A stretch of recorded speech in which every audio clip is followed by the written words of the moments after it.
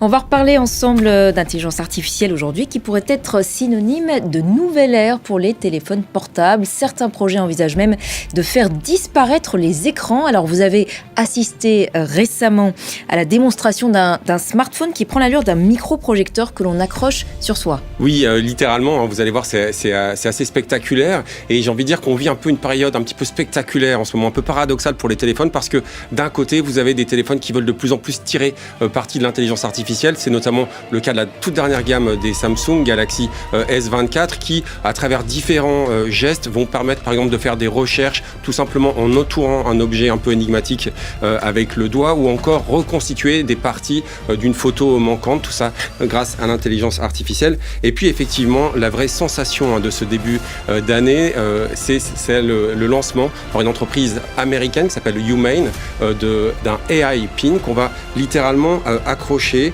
C'est un petit peu la grosseur de la taille d'une boîte d'allumettes qu'on va accrocher sur le revers de la veste. Et cette AI pin est dotée de beaucoup d'accessoires, notamment une caméra qui va filmer tout le monde environnement, qui va permettre par exemple de prendre des photos, mais vous allez pouvoir aussi projeter, on le voit à l'écran, des éléments sur votre main, c'est-à-dire qu'on se passe totalement d'un téléphone. Il y a une carte SIM à l'intérieur qui va permettre à cet appareil de se connecter à Internet, de faire des recherches, notamment dans les SMS. Vous allez pouvoir demander quel est le code de la porte d'entrée de ma voisine, si elle m'a invité, bien sûr.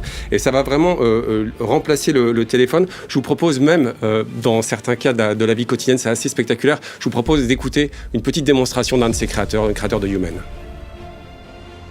Combien y a-t-il de protéines ? Une demi-tasse d'amande contient 15 grammes de protéines. Très bien. Je vais les manger. Bon appétit. Et plus tard, je peux demander combien de protéines ai-je mangé aujourd'hui ? Vous avez mangé 22 grammes de protéines aujourd'hui. Un autre projet de téléphone boosté par l'intelligence artificielle est notamment promu par le designer star Jony Ive. Oui, Jony Ive qu'on a vu très actif dans le design de différents produits, notamment chez Apple où il a passé pas moins de 27 ans. Il a joué un rôle clé dans la création notamment du design de l'iMac, dans l'iPhone également, même le campus d'Apple, et on lui prête des projets très importants avec Sam Altman, le co-créateur d'OpenAI, la maison mère de ChatGPT. Il faut savoir qu'il a une obsession, Jony Ive. Il l'expliquait en 2018 au Financial Times. Il expliquait qu'il fallait surtout se libérer des écrans, montrer que l'on pouvait vivre à travers de nouvelles interfaces, et on attend avec impatience effectivement cette nouveauté. Et un autre outil de communication qui répond au nom surprenant de Rabbit, un faussaire de talkie-walkie. Oui, un faussaire de talkie-walkie. Là, on est à peu près à la taille d'un demi-smartphone. Ça va littéralement épauler tous les utilisateurs de smartphones. Ça va être absolument pratique, par exemple, pour commander un taxi, pour vous faire livrer, pour même répondre à des questions extrêmement très importantes ou accessoires du quotidien, avec un partenariat avec Perplexity. Ça va répondre à toute une foule de questions, et ce Rabbit, je le trouve assez sympa avec sa couleur orange, un côté un petit peu rétro, et c'est assez bluffant. On attend un petit peu, il y a beaucoup de précommandes en ce moment.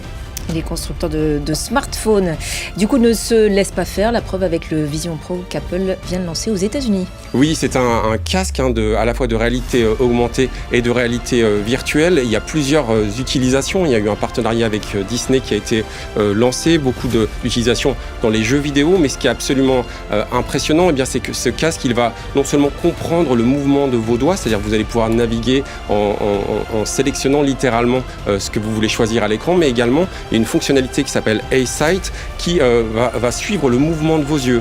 Tim Cook, lorsqu'il a présenté l'appareil, a expliqué, comme le Mac nous a fait découvrir l'informatique personnelle, c'était il y a 30 ans, l'iPhone nous a fait découvrir l'informatique mobile. Apple Vision Pro nous fait découvrir l'informatique spatiale avec des sons spatialisés notamment. On veut véritablement préparer une nouvelle ère avec cet appareil.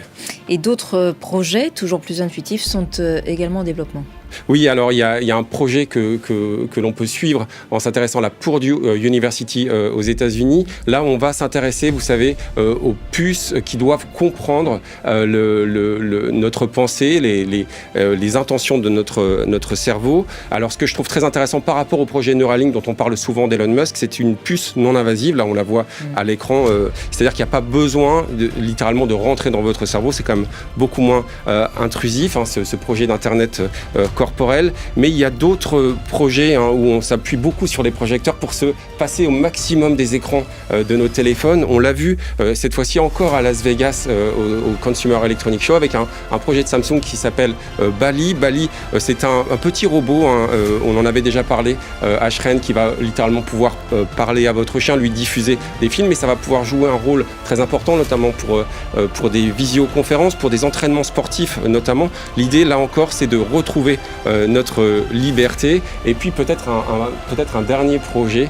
Cette fois-ci, on va au Japon. J'avais vu ça à l'occasion du CEATEC. C'est une petite boîte qui s'appelle la Gatebox, et c'est à travers un hologramme, eh bien, vous allez parler avec un personnage virtuel, mais qui vous connaît extrêmement bien, qui va pouvoir, par exemple, vous donner votre horoscope, mais prendre de vos nouvelles et surtout de plus du tout avoir la sensation de vous sentir seul.